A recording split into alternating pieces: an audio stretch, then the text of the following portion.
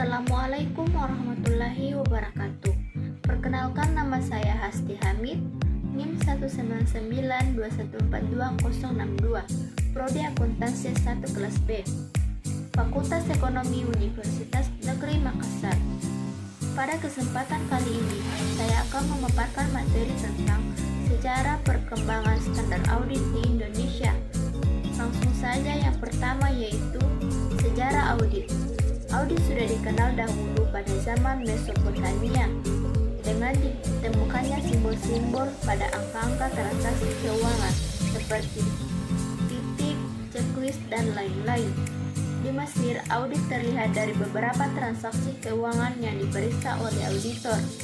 Di Yunani menerapkan audit, namun untuk posisi ini, kerajaan menempatkan para budak agar jika ada penyimpangan mudah untuk mencari informasi dengan cara menyiksa para budak tersebut.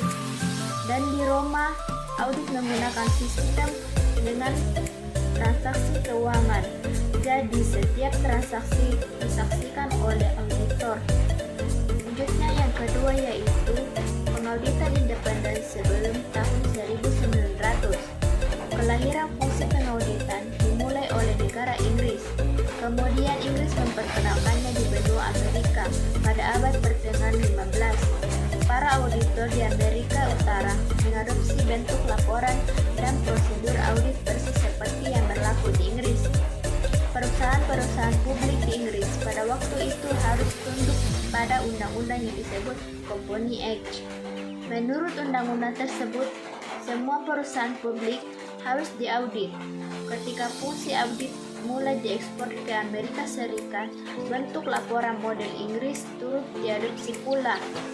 Meskipun peraturan yang berlaku di Amerika Serikat tidak sama dengan yang berlaku di Inggris, keharusan untuk diaudit datang dari badan yang mengatur pasar modal yang disebut Securities and Exchange Commission atau SEC, serta dari pengakuan umum mengenai manfaat pendapatan auditor atas laporan keuangan.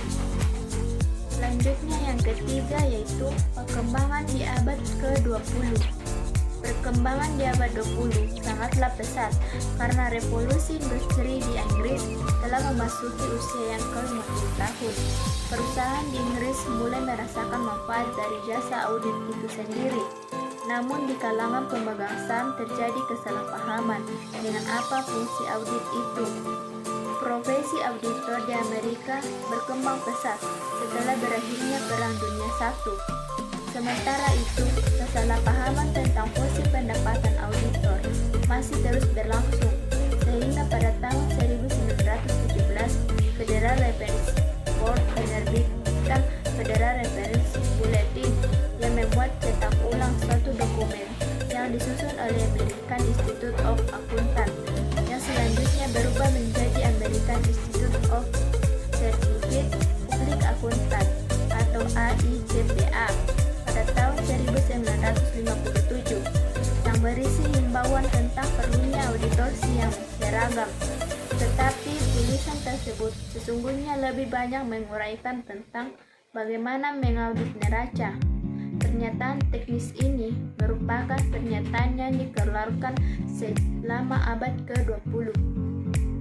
Selanjutnya yang keempat adalah perkembangan audit di Indonesia. Perkembangan auditorsi di Indonesia terjadi pada tahun 1973, yaitu ketika Ikatan Auditor Indonesia atau IAI menetapkan prinsip-prinsip auditorsi Indonesia atau PAI dan norma pemeriksaan auditor atau NPA. Selain itu, perkembangan yang terjadi di dalam dunia perbankan sejak tahun 1988 semakin menuntut dilakukannya audit atas laporan keuangan bagi perusahaan-perusahaan yang akan mengajukan permohonan kredit ke bank. Pada tahun 1995, lahir Undang-Undang Perseroan Terbatas yang mewajibkan suatu perseroan terbatas menyusun laporan keuangan.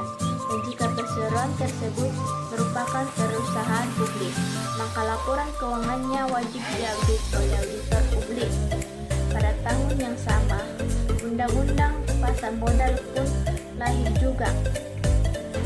Seiring perkembangan perusahaan Indonesia, IAI telah banyak melakukan penyempurnaan peraturan yang berlaku di Indonesia, yang mana Indonesia saat itu beribarat pada peraturan yang dibuat oleh Amerika Serikat.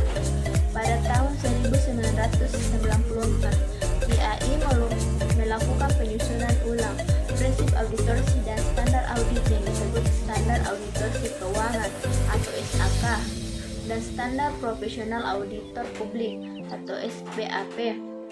Sejalan dengan itu, Dewan Standar Auditorsi yang dibentuk IAI secara terus-menerus menerbitkan pernyataan Standar Auditorsi Keuangan atau PSAK.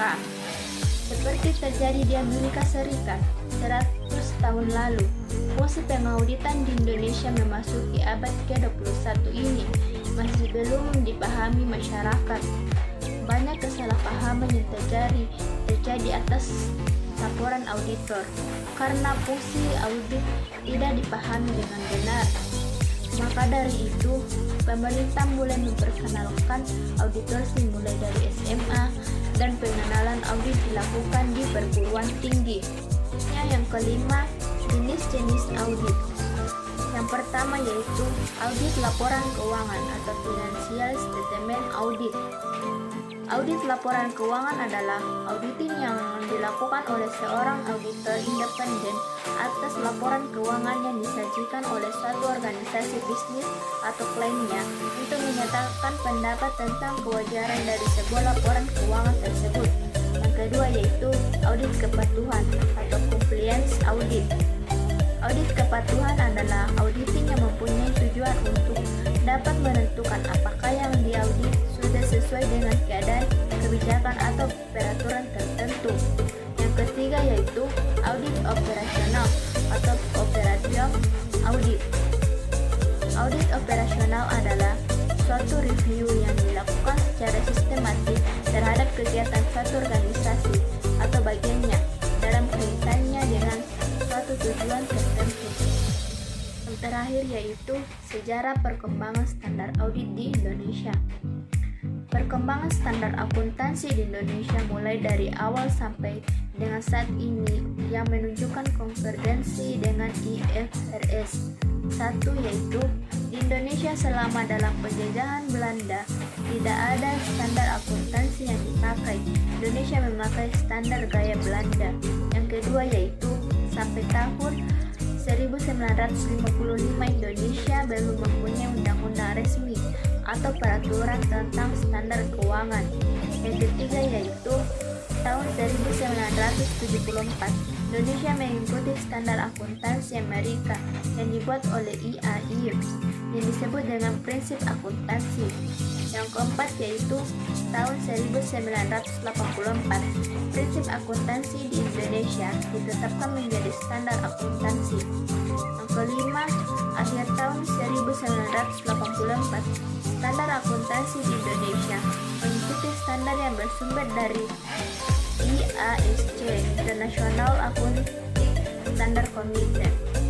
Yang terakhir yaitu tahun 2008 diharapkan perbedaan PSAK dengan IFRS yang akan dapat diselesaikan pada tahun 2012 ikut IFRS dan seterusnya. Mungkin itulah yang sempat saya sampaikan. Jika ada salah kata mohon dimaafkan. Wabillahi taufiq wal hidayah. Assalamualaikum warahmatullahi wabarakatuh.